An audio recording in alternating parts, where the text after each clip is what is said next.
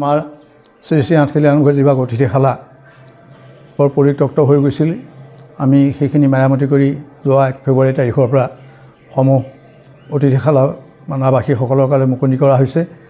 তাৰ বিনিময়ত আমি প্ৰতিজনৰ পৰা 100 টকাকৈ সমিতিৰ সিদ্ধান্তমতে ধাৰ্য কৰা হৈছে। আৰু লগতে আগতে আমি 30 টকা লৈছিলোঁ যদিও তাত আমি বিশেষ সুবিধা দিব পৰা নাছিলোঁ। এতিয়া বৰ্তমান বিচনাপত্ৰ, গাৰু আৰু লেট্ৰিন বাথৰুম সকলোখিনি ঠিক ঠাক কৰি, লাইট, পানী দুনি সকলোখিনি ঠিক ঠাক কৰি ৰাইজৰ মাজত আলোচনা কৰি আমি কেনেকৈ চলাব পাৰিম তাৰ ৰাইজে সিদ্ধান্ত দিলে কমিটিৰ বৈঠকত যে প্ৰতিজনৰ পৰা 100 টকাকৈ নিৰ্ধাৰ্য কৰা হ'ল। তাৰ বাহিৰে যিসকল 100 টকা দিবলৈ অপাৰগ লোক, তেওঁলোকৰ কাৰণে আমাৰ নামঘৰৰ চৌহদৰ ভিতৰত এভাগ হল ঘৰ আছে, খোলা ঘৰ এভাগ, খাৱনি ঘৰ, তাতে তেখেতলোকে বিনা পইচাত থাকিব পাৰিব। গা পা ধোৱা আমাৰ বাহিৰৰ লেট্ৰিনত কৰিব লাগিব, কিন্তু তাত ৰেষ্টুৰেণ্টৰ নিচিনা এটা সুবিধা কৰি দিছে ৰাইজে, সেইখিনিয়ে হ'ল। গতিকে আমি সকলো অসমবাসী আঠখেলীয়া নামঘৰ প্ৰেমী ৰাইজৰ বাবে আমি এই ঘোষণাটো আগবঢ়াইছোঁ। যিসকল অতিথিশালাত থাকিবলৈ বিচাৰে তেখেতলোকৰ কাৰণে প্ৰতিজনৰ 100 টকাকৈ ধাৰ্য কৰা হ'ল। নীতি নিয়ম অন্য কিবা থকাসকলে মানিছে নিশ্চয় তাত আমাৰ ৰাইজে সিদ্ধান্ত কৰি পেলাই এখন ফলক তাত আঁৰিছে। তাত বিশেষকৈ মাদক দ্ৰব্য সেৱন কৰিব নোৱাৰিব, অন্যান্য অতিথিশালাত থাকি পেলাই অন্য ক'ৰবালৈ গৈ আকৌ ঘূৰি আহিব নোৱাৰিব, আই কাৰ্ড লাগিব, তেওঁলোকৰ আধাৰ কাৰ্ড লাগিব, এইখিনি সম্পূৰ্ণ তথ্য আমাৰ নথিপত্ৰ আমাৰ অন্তৰ্ভুক্ত হ'ব লাগিব। তেখেতলোকৰ নাম, দস্ত, সম্পূৰ্ণ ঠিকনা এইখিনি থাকিব লাগিব।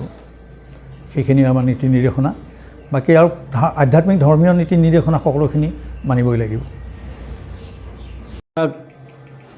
অতিথিশালা আছিল, সেই অতিথিশালাবিলাক খুব পৰিত্যক্ত অৱস্থাত আছিল।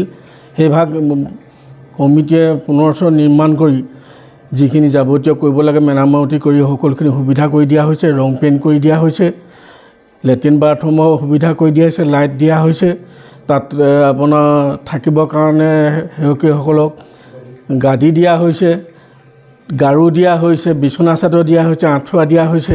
সেইখিনি দিয়াৰ পাছত আমাৰ কমিটি সিদ্ধান্তমৰ্মে আমি প্ৰতিজনে সেৱকীৰ পৰা 100 টকাকৈ লোৱা ধাৰ্য কৰা হৈছে আৰু সেইটো 1 ফেব্ৰুৱাৰীৰ পৰা আমি কাৰ্যকৰী কৰাৰ ব্যৱস্থা কৰিছোঁ। আৰু যদি কোনোবা তেনেকৈ থাকিবলৈ তেওঁলোক অপাৰগ হয়, তেওঁলোকে নামঘৰ চৌহদৰ ভিতৰত থাকিব পাৰিব।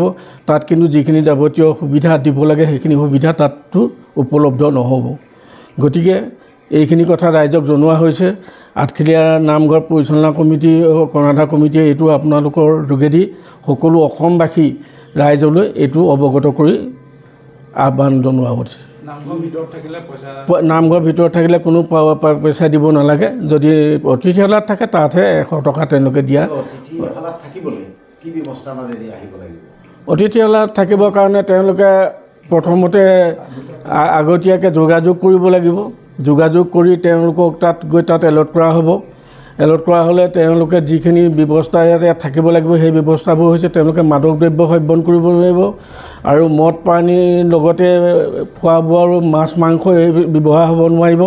আৰু তেওঁলোকে ধৰ্মীয় পৰম্পৰা মতে তেওঁলোকে তাত থাকিব লাগিব। আৰু ইয়াত থাকিবলৈ হ'লে আমাৰ এখন লেজাৰ আছে, লেজাৰ মেইনটেইন কৰিব লাগিব। তেওঁলোকে আধাৰ কাৰ্ড জমা দিব লাগিব আৰু তেওঁলোকে এই ধাৰ্য কৰা সেইটো দিব লাগিব।